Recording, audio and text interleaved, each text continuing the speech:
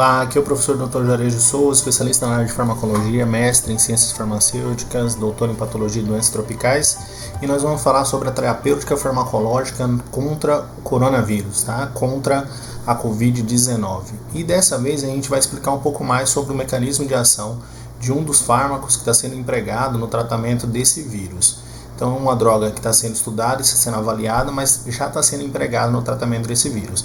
Aqui a gente mostrou um desenho, uma figura que resume bem os pontos de ataque ou os locais onde a gente pode conseguir combater o vírus para que ele não entre dentro da célula ou para que a gente consiga impedir com que ele se replique na parte interna da célula. Então, um dos pontos de ataques que a gente sempre mostra, e através de alguns mecanismos ele está sendo estudado para que a gente tenha a possibilidade de tratamento, né, através desse processo, é a inibição da entrada do vírus através do bloqueio de uma enzima chamada CE2, que é a porta de entrada desse vírus para dentro da célula. Então, possivelmente nós teremos futuramente drogas que são inibidoras desse sistema, para que impeça com que o vírus entre para dentro da célula. Depois que ele entrou dentro da célula, tem dois mecanismos que são importantes, na verdade três mecanismos diretamente aqui. Um mecanismo é o mecanismo do endossomo, então a gente tem algumas drogas, entre elas a própria hidroxicloroquina, que está sendo estudada e está sendo empregada e avaliada para inibir essa ação do endossomo, esse processo de fusão e inibição da saída desse vírus ou a destruição desse vírus antes que ele consiga dominar a maquinaria da célula. Outro ponto de ataque é sobre a RNA polimerase, através de uma série de drogas que podem inibir a RNA polimerase e, consequentemente, impedir a replicação do vírus. Ou drogas que inibam a protease, na verdade, as enzimas que são responsáveis por fazer quebra, né, de estruturas proteicas para formar o núcleo capsídeo, para formar a estrutura do vírus. Então, esses dois são pontos de ataque também contra esse vírus. E o último ponto de ataque, que também é um ponto de ataque importante, que seria o processo de inibição da saída do vírus de dentro da célula, impedindo com que ele consiga sair e, consequentemente, criando a destruição desse vírus. E a gente vai falar hoje sobre a nitazoxanida, né, a famosa Anita, que é um medicamento utilizado para função antiparasitária, mas que já foi empregado e está sendo estudado aí como possível terapêutica e está sendo empregado também já como possível terapêutica para avaliação no uso contra o coronavírus. Então vamos entender primeiro o que é a nitazoxanida. Tá? A nitazoxanida, né, o Anita, ele é um antihelmíntico, antiparasitário, tem um espectro de ação bastante amplo, ele pega uma série de parasitas, vou mostrar isso para vocês daqui a pouquinho. E o modo de ação contra os helmintos, né, o modo de ação antiparasitário, é através da inibição da polimerização da tubulina, né? Então, consequentemente, ele impede essa estrutura de formação na tubulina e, consequentemente, a duplicação do parasita e leva até a morte desse parasita. Na verdade, a paralisia e a morte desse parasita, que é diretamente a ação dele. A atividade antiprotozoária, né, ela também interfere em um outro ponto de ataque, que seria através de uma enzima chamada piruvato. Essa enzima, consequentemente, ela tem uma função de transformação, ou ela age diretamente na formação de energia, né, desse parasita, e consequentemente o bloqueio dela inibe a transferência de elétrons, a formação de energia, e o parasita acaba morrendo. Então são dois pontos de ataque aqui no processo da tubulina e também na enzima piruvato. A aplicação clínica é uma série de indicação terapêutica, né, indicações terapêuticas as mais diversas. Entre elas tem uma que a gente chama atenção, porque esse fármaco ele já tem uma ação terapêutica contra vírus.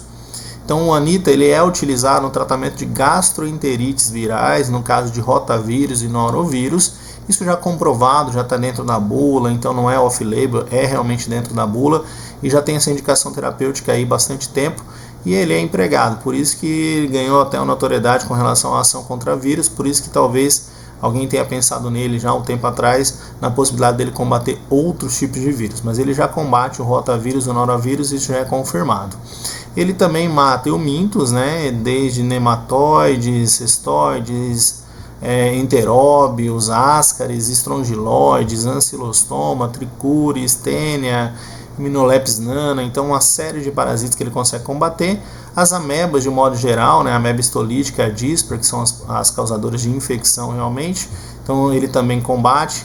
A própria Giardia lamblia, que está aí presente no dia a dia, muito comum no Brasil, a gente tem muitas infecções, pacientes com ameba ou com giardia ainda, né, devido a problemas de saneamento básico, a gente tem a contaminação por parasita, é muito comum, e ele combate giardia. Ele combate também o Cryptosporidium, né, e consequentemente ele acaba diminuindo a infecção, muitas vezes infecções oportunistas também ele acaba sendo utilizado, tá? E outras indicações terapêuticas, tá? Blastocistos e outras indicações também que já são empregadas aí, que a gente sabe que ele tem ação terapêutica, mas a principal indicação é realmente para parasitas, como vocês estão vendo aqui, eumintos, amebas, giardia e gastroenterite viral. Contra o SARS-CoV-2, o que a gente sabe hoje? Tá? Na verdade, uma ação antiviral de amplo espectro, especial contra o coronavírus murino, onde a gente já viu estudos que mostram a ação dele em células de animais, né, bovino, entérico humano, outros coronavírus, então ele acaba tendo essa ação, por isso que ele ganhou esse destaque, porque como já tinha sido empregado em estudos in vitro através de um combate a outros coronavírus, né, ele mostrou uma certa eficiência, tá? E alguns estudos em andamento estão mostrando evidências indiretas. Que são evidências indiretas? Nesse caso, evidências in vitro, evidências que não são estudos clínicos, não são estudos em humanos, mas que mostrou uma certa eficiência contra o coronavírus. Não só contra o coronavírus de animais, né, o coronavírus murino, bovino ou até o coronavírus entérico humano, mas também em outros agentes causadores de infecção da família do coronavírus, como eu vou mostrar para vocês depois, que é no caso da MERS também, que ele acabou sendo eficiente, acabou tendo alguma ação terapêutica. A redução dos sintomas, né, no influenza em casos leves, e ele mostrou inibição viral contra os outros coronavírus da família, tá? E alguns estudos in vitro. Um estudo in vitro que a gente precisa dar um destaque é o estudo dele contra a MERS. A MERS foi um coronavírus que causou um quadro clínico de infecção em 2012, né, um surto grave no Oriente Médio. Esse coronavírus ele veio do animal, ele veio na verdade de camelos, e isso causou contaminação de humanos e levou a um quadro clínico de insuficiência respiratória, de complicações respiratórias, de síndromes respiratórias agudas graves. E na verdade esse vírus da MERS aqui, ele na verdade ele é mais perigoso, ele tem uma taxa de mortalidade mais alta do que o próprio coronavírus que está circulando hoje. Ele tem uma taxa de mortalidade aí próximo, quase dos 50% dos pacientes que são contaminados. E lá atrás, né, quando ele teve esse surto em 2012, a nitazoxamida foi testada para combater ele, né? Tem alguns trabalhos de 2014, outros trabalhos até de 2016 que mostram uma eficiência contra a MERS, uma eficiência contra esse coronavírus causador da MERS. E outros estudos com animais demonstram uma redução na concentração plasmática de citocinas pró-inflamatórias. A gente tem que lembrar que na Covid-19 a gente percebe que muitos pacientes evoluem para um quadro clínico grave porque eles apresentam um quadro de complicações inflamatórias bastante intensas, uma presença muito grande de interleucinas, uma chamada tempestade de citocinas que causam essas alterações. Então, quando foi mostrado a ação dele contra o vírus, o coronavírus da MERS, e na redução da inflamação, mostrou-se aí uma possibilidade terapêutica talvez para combate contra o coronavírus atual. Mas até o momento a gente não tem as conclusões dessas pesquisas, a gente na verdade tem a conclusão da ação dele contra o MERS, que demonstrou eficiência, uma ação terapêutica anti-inflamatória também demonstrou eficiência, mas a gente não tem ainda conclusões ou pesquisas completas para o combate contra o novo coronavírus, para o combate contra a infecção do novo coronavírus.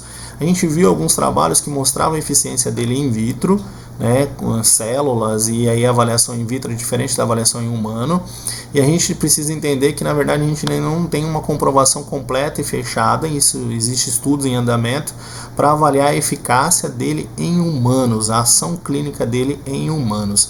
Então, a gente está aguardando ainda essas possibilidades, por isso que eu estou colocando aqui para vocês de forma muito clara que até o momento não existe conclusões, não existe pesquisas fechadas e completas sobre isso. A nitazoxamida inibiu a expressão, na verdade o mecanismo de ação e uma possível ação terapêutica dela seria na inibição da síntese da proteína N, que é uma proteína que está relacionada à formação desse núcleo capsídeo do vírus, tá? Isso já foi demonstrado em outros modelos experimentais. E o coronavírus na síndrome respiratória do Oriente Médio, como eu falei, em 2012, ela demonstrou uma eficiência para combater essa síndrome respiratória no Oriente Médio. Além disso, existem outros trabalhos que mostraram uma ação anti-inflamatória, que mostrou que ela diminui TNF, interleucina 2, 4, 5, 6, 8 e até interleucina 10, diminuindo também a proliferação de polimorfos nucleares, então reduzindo a resposta inflamatória. O que isso indica? Indica uma possibilidade terapêutica, mas que a gente ainda não tem comprovação em mecanismos hoje contra o novo coronavírus em humanos. Então, quer dizer, a gente já tem alguns estudos que mostram uma possibilidade terapêutica, mas que não garante que ela vai ter uma eficiência igual para combater o novo coronavírus. A gente sabe que na MERS ela funcionou contra o vírus, a gente sabe que ela pode inibir essa proteína N e sabe que ela tem uma ação anti-inflamatória, mas ainda não tem uma comprovação completa sobre esse processo no tratamento contra o novo coronavírus. Tem que lembrar também que esse fármaco ele tem alguns efeitos colaterais. É um fármaco bastante tranquilo, na verdade, ele é bem tolerável, mas ele pode causar desconforto gastrointestinal, que seria um dos efeitos colaterais mais comuns, né? Dor abdominal, cólica, alguns casos de diarreia, vômito, hiperidrose, que pode causar alguma alteração, né? Alteração de sudorese e tal.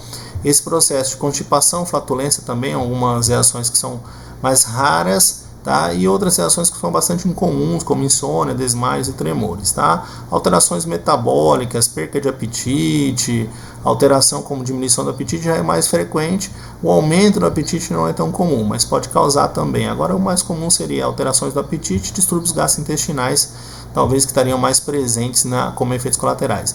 É um fármaco bastante tolerável, bastante tranquilo na utilização dele, e quando ele foi comentado através de várias redes sociais e a mídia, de um modo geral, sobre a possível ação terapêutica dele contra o novo coronavírus, a Anvisa tomou a atitude de fazer o controle, né, desse medicamento. Ele passou a ser controlado agora, então ele só é vendido com receituário médico, tá?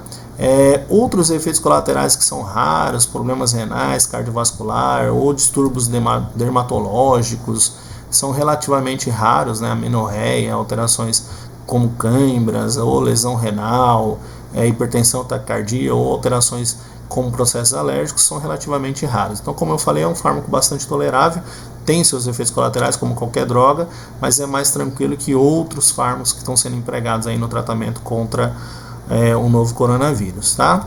Lembra sempre que a gente precisa evitar de qualquer forma a automedicação, por mais que seja um medicamento mais tolerável, ele pode trazer dano para o organismo do indivíduo, ele pode trazer complicações, inclusive complicações graves, então a gente precisa realmente evitar e tem que ser usado sob a supervisão de um profissional habilitado, sob a supervisão do farmacêutico, sob a supervisão do profissional médico, que possa avaliar clinicamente a utilização e emprego deste fármaco.